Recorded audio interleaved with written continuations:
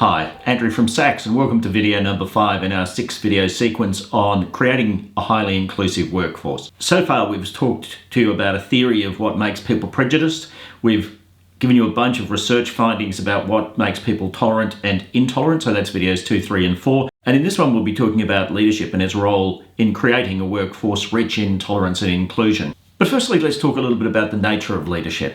Leadership is a characteristic where people want to follow a particular person. In fact, that's a simple definition of leadership. A leader is a person that people want to follow. Now, organisational psychology has undertaken a bunch of research about what causes people to want to follow other people. And one of the characteristics that people look for from their leaders is a sense of positivity, which gives rise to a thing called engagement. Engagement is where people have a positive attitude to their work. By the way, engagement just doesn't apply to work. I mean, social groups, when people are engaged to the nature of that group, they will feel included and they will also be energetic and committed to whatever that group is about. So engagement is a very strong characteristic. Engagement is a much more powerful characteristic, for instance, than something like job satisfaction. People can be highly satisfied at their job, but not very productive. Whereas when people are high in engagement, it's almost always coupled with high levels of productivity. But in addition to that, it's coupled with high levels of well-being for individuals. So it's a really positive thing for both the individual and for the organisation. Now, if you want people to be interested in inclusion, you have to engage them in that process. And so let's talk about the types of leader behaviours that cause high level of engagement for anything. It could be work, but in this case, it's applied to the idea of inclusion. This is the results of a study that was undertaken by SACS in partnership with Deakin University. And we measured leader behaviours. We measured, in fact, a whole bunch of leader behaviours, but 10 of them turned out to be extremely strong in their relationship with the engagement of the staff member who was involved. 2,700 people odd completed this survey, and we measured leader behaviours and we measured their levels of engagement. What we discovered, this really just means that the whole thing was statistically significant and worked from a mathematical point of view. There were 10 leader behaviours which proved to be important: helping people to learn, being supportive, fostering teamwork, which is where you are causing people to work together rather than individualistically, empowering people, in other words, giving them the opportunity to get involved in making decisions rather than just accepting orders handed down from on high, and then creating clarity about performance standards, effective management of underperformance, so that's about accountability for performance. This one is about ensuring that people know what standards are required, and this one is about doing something if those standards aren't reached. And then the same thing for behaviours, creating clarity about appropriate behaviours. Effective management of behaviours is where you intervene as a leader if the behaviours are not achieved.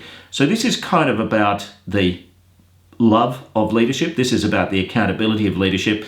And the final two are also more about the nature of positive relationships rather than accountability. So celebrating success and being optimistic and positive. So in effect, there are 10 leadership behaviours that are really important. And in fact, we measure these 10 leadership behaviours for a whole range of clients. So when people score highly on these 10 leadership behaviours, what it tends to mean is that the work group that they lead is a highly engaged work group.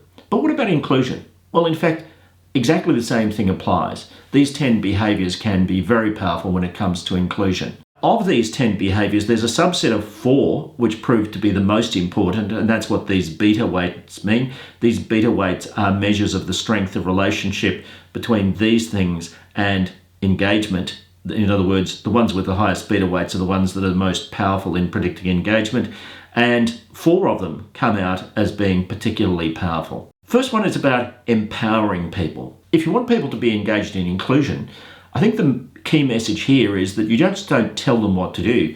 You get them actively involved in creating a more engaging, a more inclusive, a more welcoming workplace. And we'll talk about some techniques of doing this. We mention in the next couple of slides this idea of what's called facilitative leadership, where leaders act as facilitators rather than bosses. So what that might look like in terms of inclusion is that it might be something along the lines of getting the group to set goals for inclusion, which you as a leader back, and then coming up with ideas about how to achieve those kinds of inclusion, and then empowering members of the staff. In other words, you don't have to take the weight of this on your own shoulders entirely. asking people from within the staff to lead initiatives to cause the work group to be more engaging and inclusive. Now, your job as leader then is to support that, sponsor that, and give guidance and help when necessary. That's how you empower people in respect of inclusion. The second component is about being optimistic and positive. And I think the key component there from an inclusion point of view is get people to understand, look, inclusion's a good thing. If we make this workplace more inclusive, then it will be more productive, it will be more successful, it will be happier, there will be higher levels of engagement, all of which, by the way, are research findings. So it's a matter of being optimistic and positive in your personal demeanour. Then being supportive. Now, if a leader models the behaviours of inclusion him or herself, then it is far more likely that the staff are going to do this. So being supportive of people from different backgrounds, and of course everybody else as well, but creating a supportive, welcoming environment which is tolerant of any diversity, any difference, that is the way that you can be most supportive in such a way that it increases the inclusivity of your workplace. By the way, deviance is good. You know, one of the things that we know is that if you want change, change only ever comes from a thing called positive deviance. In other words, deviance is where we do things that's different, or we are different from what we've had in the past. Positive deviance is where people will do things differently, but they actually make things better. So deviance is an absolutely crucial recipe for change, or a crucial ingredient of change. And the final component here is about helping people to learn. If you want people to be highly engaged in inclusiveness, then it makes sense to run programs or do activities where, let's say, people from different backgrounds help people to understand what the orientation is of this background. So if it's an ethnic background, it might be something to do with their cultures or their food or whatever. If it's something to do with lifestyle, it might be about helping people to understand how that lifestyle operates, helping people to understand where this group is in the community and how they're contributing to the community. Those kinds of things help learning. So learning, supportiveness, engagement, all comes together to create a more inclusive workplace, and certainly empowerment should be a key part of that.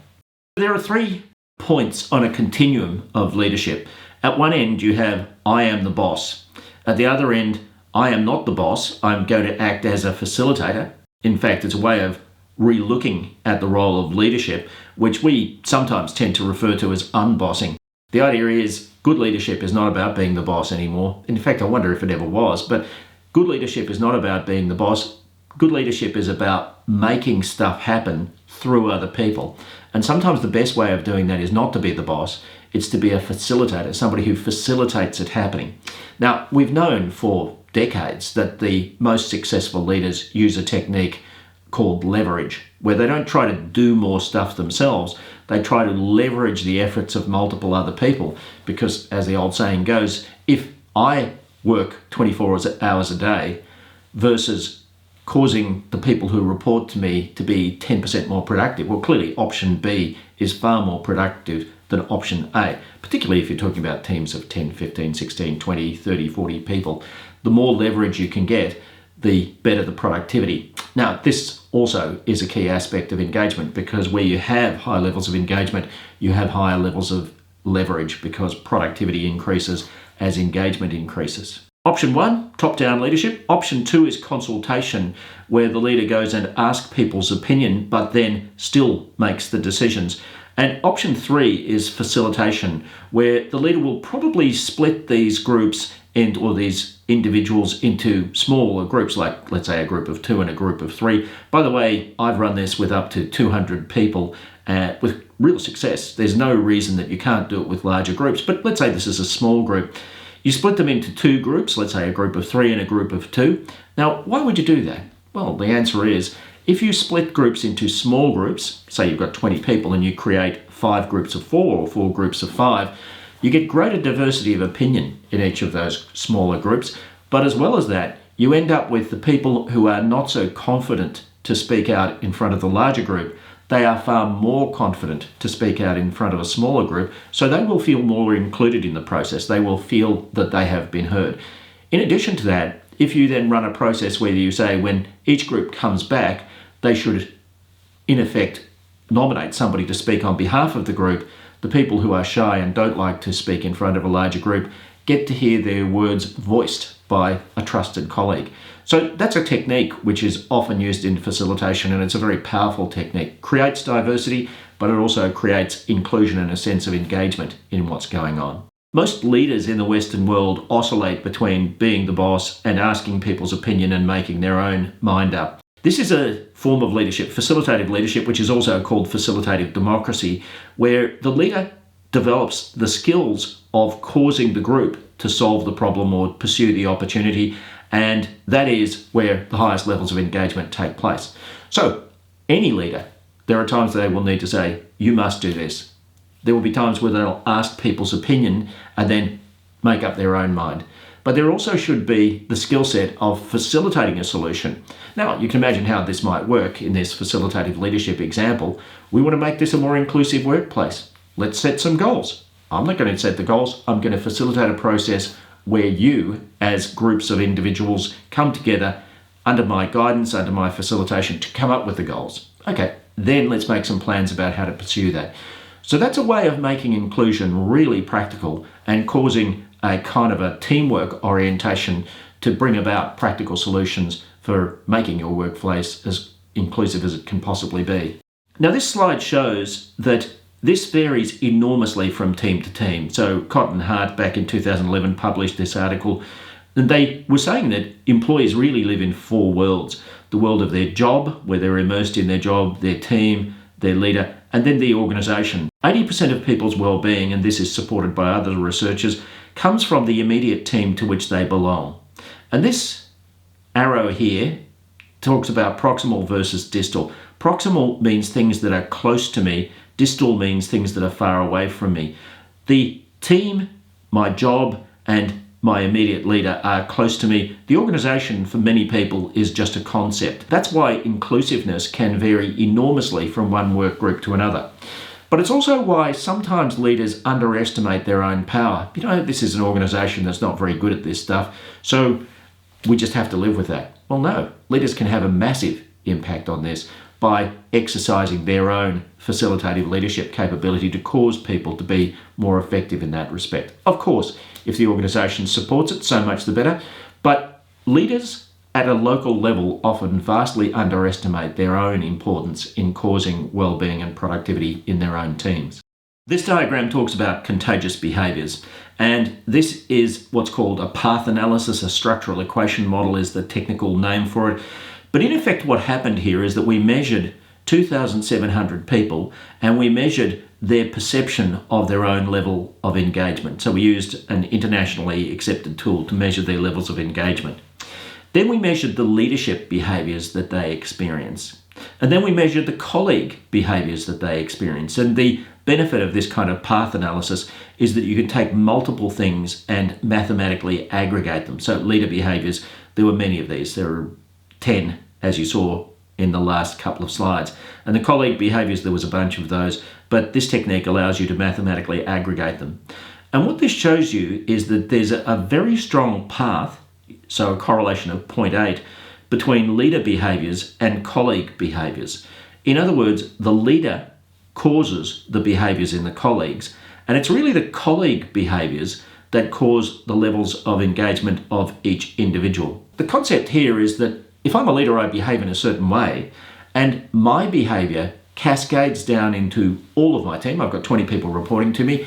They all change their behaviours slightly, or perhaps even markedly, by virtue of observing me. And people don't do this consciously. We have these things in our brain called mirror cells that cause us to do this, to mimic, if you want to put it that way, the behaviours, particularly of people that we consider to be leaders. So a leader comes in and starts behaving well, you will find an uplift in the behaviours of the colleagues. A leader comes in and starts behaving poorly, and you'll find a decline in the behaviours of the colleagues. But what that does then is that creates an environment in which people can be highly engaged. So the key message here is that if I am a leader and I demonstrate the behaviours of welcoming, of inclusion, of generosity in terms of understanding diversity, then it's far more likely that the people around me will do that.